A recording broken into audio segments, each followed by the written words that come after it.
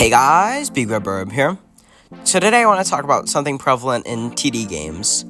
RNG. More specifically, gacha systems. Let's go gamble! You know, spend your hard-earned cash on a chance of getting an OP unit or the same unit you've had since day one. Most of the time, these are one of the signs, in my opinion, of a bad TD game. I mean, if you see a board like this in the lobby along with an AFK zone and a trading system, yeah, and you should probably hurry on out of there. Sending a mist of all the cash grab games, trying to get little Timmy to gamble his Robux away. One game with a gacha system stands in the middle. In fact, the only good gacha system, in my opinion. What game is it? Monolith Defense. You may be asking either what is this game or how is this game's gacha system good?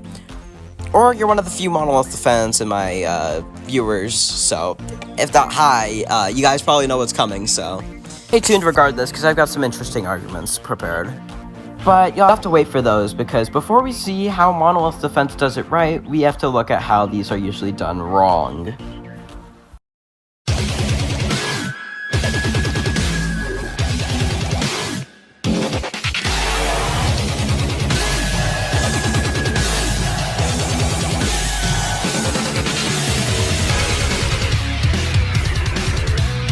In my opinion, the main reason that gacha systems are bad is the whole base of RNG. The wide variety of units you could get means that everyone is going in on a different experience, which on paper sounds like a good thing. Everyone will have a different experience with the game and therefore, more variety. But when the roll of a dice is the difference between a starter unit and the main DPS of all the late game players, you start having issues. I've had times where I play these games and you get a legendary unit super early or whatever, and then you basically sleep while playing because of just how overpowered it is. It doesn't help that most of these games have cycling rotations, which means that you have to wait like whole days for a unit to come around and you don't even know what's going to be next. You could say that's the whole point of these, that over time you'll gradually have a higher and higher chance of getting the unit, and you're likely to not get it early. But regardless, the fact is that you could still get it early, and that means the whole balance of the game has to be built around having the chance to get one of these units just super early and be able to breeze through everything. There's also the issue of having no motivation to grind, because you're like, oh, well, why would I grind if I don't know when I'm gonna get the tower? There's no goal in sight, and regardless, I could have gotten it like a month ago or something if I had just gotten good RNG. I've had this experience with the battle bricks. If you don't know the battle bricks, it's kind of like, very inspired by the battle cats, obviously. And there's this one uber rare unit called Conjurer I've been trying to get for a while now, and it's now the only unit that I don't have that's in the gacha system. Really? I have no motivation to try and go for more bricks to be able to spin because, I could have gotten it during the 3 Uber Fests I've participated in, and yet I didn't. And that's just an example of the gacha system, and the Battle Bricks' gacha system isn't even necessarily bad, considering that isn't as intrusive as some of these other games, considering it's only some of the units you have to get through the system. Or in another case, you could just be like, one more pull, I'll shoot one more pull, and then you end up being a gambler. And you end up with, spending all of your time on this game. The reason I don't have a problem with games like TDS having RNG and skin crates is that's completely fine, for the most part. It's done well in TDS, in my opinion, because you don't roll, there's not all in the same crate. TDX. Sorry. Anyways. They're all put in different, spins, so you can at least go for what you want. Sure, it's still RNG, but it's also still cosmetic. And if you bring up golden crates, at least all the golden skins are good now. It's not really a gamble if you're getting pretty much the same thing between all of them. Alright, with that mini rant out of the way, how does Monolith Defense fix these issues? Well, Monolith Defense has 2 sets of poles available at one time, which on the surface is okay, but they're set up really, really well in my opinion. There's a standard banner and there's a faction banner. If you don't know, Monolith Defense has this faction system. which is like different like groupings of towers, being military, radiation, aquatic, and frost. Military is themed again around, armed robotics and generally just military equipment. Aquatic is silly sea creatures that are also way too overpowered. Radiation, which is obviously based on, radioactive stuff with like chemical plants, mutated creatures,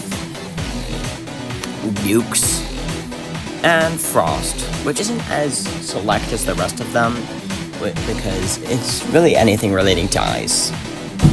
Frost is the only one that doesn't have a pole. The rest cycle in the faction banner between every day it switches, and there's a timer in the UI telling you when it's gonna switch. What's cool is that there's a set order shown here, but for impatient people who want to try their luck, you can pull Standard, which has every single unit that's not in the Frost faction or isn't a unit you get from a special quest. And that seems like, it's nice, but it's still entirely RNG what units you get. There's still the same issue of getting an OP unit early game. I mean, it's not like the game can just not have the late game units. I mean, you need those. But here's the thing, it doesn't have those, technically. Let me explain. There's only 2 rarities in Monolith Defense. They're not named in-game, so we'll call them common and rare. For example, Shotgunner in the military faction is a common unit, while 50 cal is a rare. And so, hypothetically, we would arrive at the same issue. One person gets Shotgunner and one person gets 50 cal. They get completely different results, right? Wrong. Because of the second thing, the Ascension system. See, normally in other games, duplicate towers result in a refund or just being able to use a stupid trading system.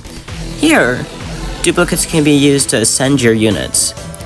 Despite the current max ascension only being 3, getting a max ascension unit is really hard. You have to get 20 of the unit total. 1 to actually obtain the unit, 3 for Ascension 1, 6 for Ascension 2, and 10 for Ascension 3. And that really is not easy to get. As well, each Ascension also costs money to obtain. You may be thinking, well, that's still RNG. What if you get a unit that you don't want to use? Then it's just sitting in there, and you could get this same unit over and over again when you don't want to use it. Well, that's just when this certain shady dealer comes in. The Ghost Shop is one of the best changes in Monolith Defense history. Before, if you got a duplicate of an Ascension 3 unit or a unit you didn't want to use, it was basically useless. But after the Ghost Shop update, you can now trade in 8 Essence for different units to get a Ghost token.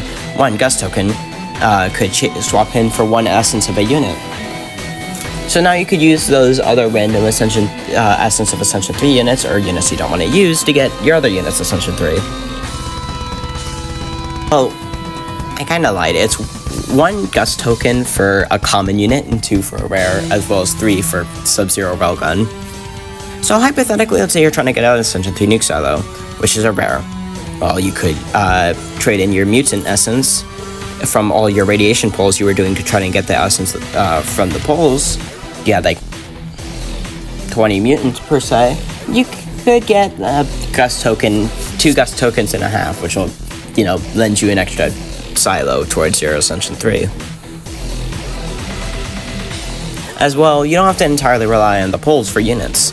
Basically anything in the Frost faction is bought through a special shop, gotten through a quest, or just Snowblower, who works entirely differently.